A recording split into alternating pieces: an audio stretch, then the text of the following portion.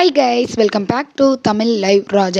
ஆக்சுவலாக பார்த்தீங்க அப்படின்னா தென்னிந்திய சினிமாவில் முன்னணி நடிகையான நம்ம நயன்தாரா பார்த்தீங்க அப்படின்னா ஐயா படத்தின் மூலமாக தமிழ் சினிமாவில் அறிமுகமானாங்க. அதுக்கப்புறம் பல வெற்றிகளை தொடர்ந்து பார்த்தீங்க அப்படின்னா லேடி சூப்பர் ஸ்டார் அப்படின்ற அளவுக்கு உயர்ந்த அவங்களோட பர்சனல் லைஃப்பில் பார்த்தீங்க அப்படின்னா கிட்டத்தட்ட சிம்பு, பிரபுதேவா அப்படின்னு பலரோட பிரேக்கப் ஆனதுக்கப்புறம் கொஞ்சம் பார்த்தீங்க அப்படின்னா சினிமாவில் பிரேக்கப் எடுத்தாங்க. ஸோ திருப்பி ரீஎன்ட்ரி கொடுத்த நம்ம நயன்தாரா 2015 பார்த்தீங்க அப்படின்னா நானும் ரவுடி தான் அப்படின்ற படத்தில் இயக்குனர் விக்னேஷ் சிவனை காதலிச்சாங்க. கிட்டத்தட்ட 7 வருஷங்கள் லிவிங் அண்ட் லவ்விங் ரிலேஷன்ஷிப்பில் இருந்த அவங்க பார்த்தீங்க அப்படின்னா 2022 ஜூன் 9 பார்த்தீங்க அப்படின்னா திருமணமும் செய்துக்கிட்டாங்க. அதுக்கப்புறம் வாடகை தாயின் மூலமாக உயிர் உலக் அப்படின்ற 2 மகன்களும் இருக்காங்க.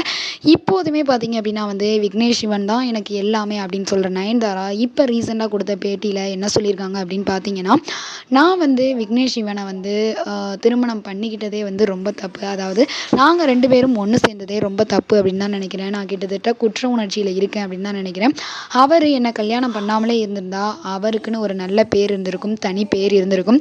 என்னையை கல்யாணம் பண்ணதுக்கு அப்புறம் பார்த்தீங்க அப்படின்னா அவருக்கு நிறைய நெகட்டிவ் கமெண்ட்ஸ் தான் வந்துட்டுருக்கு. ஸோ இந்த ஒரு திருமண ரிலேஷன்ஷிப்புக்குள்ளே இழுத்தது யார் அப்படின்னு பார்த்தீங்கன்னா நான் தான். ஸோ அந்த தப்பை நான் பண்ணாமல் இருந்திருக்கலாம் அப்படின்ற மாதிரிலாம் பேசியிருக்காங்க. அது மட்டும் இல்லாமல் எப்போதுமே நம்ம என்ன நினைக்கிறோம் அப்படின்னு பார்த்தீங்கன்னா ஈக்குவலான, அதாவது ஒரு பணமோ ஒரு மதிப்போ இருக்கக்கூடியவங்க தான் கல்யாணம் பண்ணிக்கணும் அப்படின்ற மாதிரி எல்லாருமே நினைக்கிறோம்.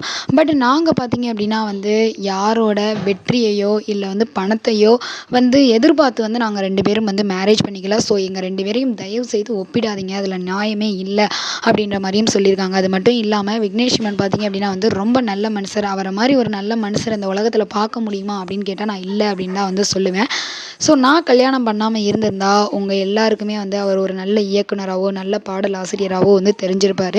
ஸோ என்ன கல்யாணம் பண்ணிக்கிட்டதா தான் அவருக்கு பார்த்தீங்க அப்படின்னா தனியாக ஒரு பேர் அப்படின்றது இல்லை.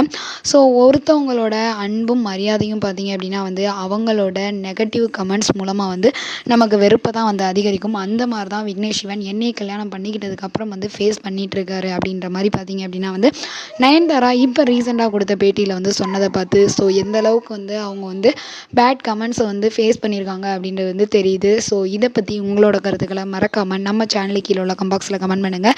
இந்த வீடியோ உங்களுக்கு பிடிச்சிருந்தா லைக் பண்ணுங்கள், ஷேர் பண்ணுங்கள், கமெண்ட் பண்ணுங்கள். அப்படியே நம்ம சேனலை சப்ஸ்கிரைப் பண்ணிடுங்க. ஓகே, பாய். உங்களிடமிருந்து விடைபெறுவது உங்கள் கனகராஜ்.